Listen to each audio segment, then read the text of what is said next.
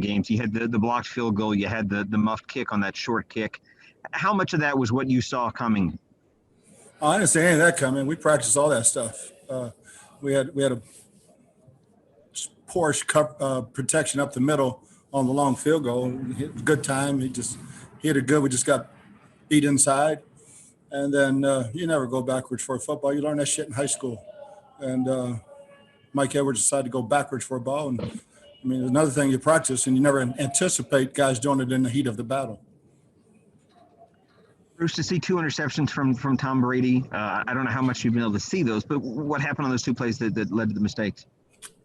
One was a miscommunication between he and Mike, and he thought Mike was going down the middle. It's a different coverage. Mike read it right, and he should have bent across his face, but Tom just overthrew it. And the other one was it was a screen pass with an outlet called, and he threw the outlet, and it was a pick 6. Bad decision. Thanks, Bruce. Okay, next is going to be Rick Stroud.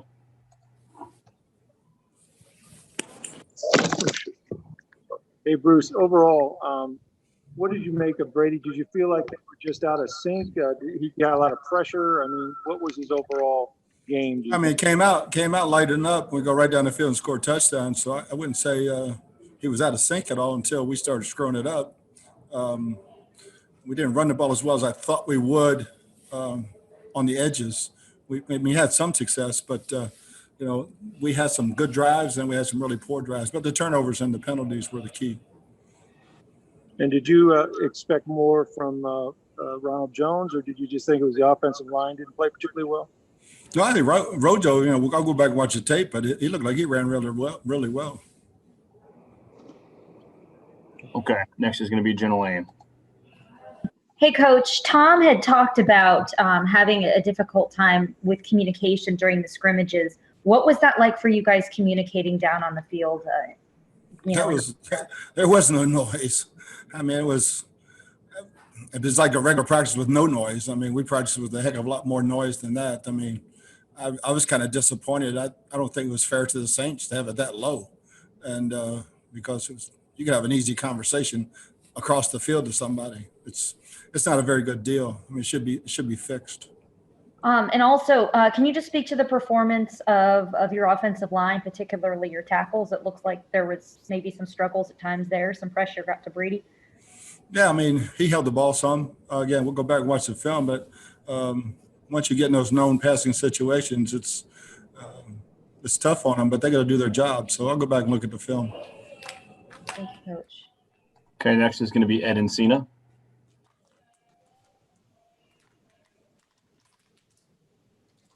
You got your mute button on, brother. All right, Ed, we're going to go ahead and go over to Scott Reynolds. Bruce, you guys were your own worst enemy at times last year. You said that in order for you guys to become a good football team, the Bucs need to stop beating the Bucs. Would you categorize this as another instance of the Bucs beating the Bucs today? I mean, there's no doubt. So that's what I said to start with, and it was my job to make that stop. I thought we had it fixed. Obviously, I didn't do a very good job of getting it fixed. And then also, too, in order for you to beat the Saints, your defense has got to come up with more than one sack and take the ball away. You had 0 takeaways today on defense. Do you agree? Yeah, we had a couple go right through our hands.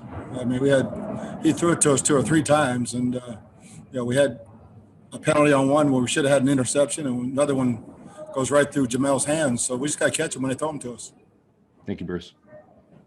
Okay, next is going to be John Romano. Bruce, you've been in this league long enough to know that games like this are going to happen, but just how deflating is this considering all of the buildup that was leading up to this moment? Yeah, we kind of canceled all that noise out. I mean, we knew we had a tough opponent. We were going to have to play really, really well, and we didn't play very well. I mean, that's the most disappointing thing is the way we played and the mental errors and the penalties. And we practiced 4th and short, never jump off sides 100 times. And actually, the guys were telling each other, don't jump offside. And, we jump off sides. That's unexplainable to me. But we got a lot of things to correct. Okay. Next is going to be Karen Loftus. Hey, Coach. Devin White and Levante David both had double-digit tackles in this game. Were you pleased at how they were flying around today? Oh yeah, I thought the second half. I thought the defense played really well the whole second half, and got a bunch of 3-and-outs and gave our offense a chance. But those two guys especially, I thought played really, really well from what I could watch. Okay. Next is going to be Rick Stroud. Bruce, it looked like, I guess, Mike was well enough to play. I know he's been questionable. How much do you think that hamstring bothered him, if at all? And he was shut out today. He drew some important pass interference penalties, but he just had the one catch for the touchdown.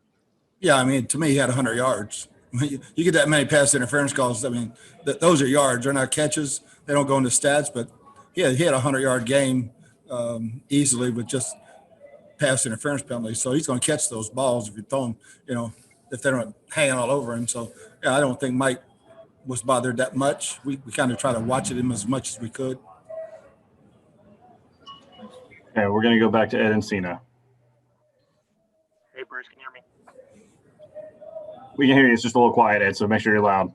Okay.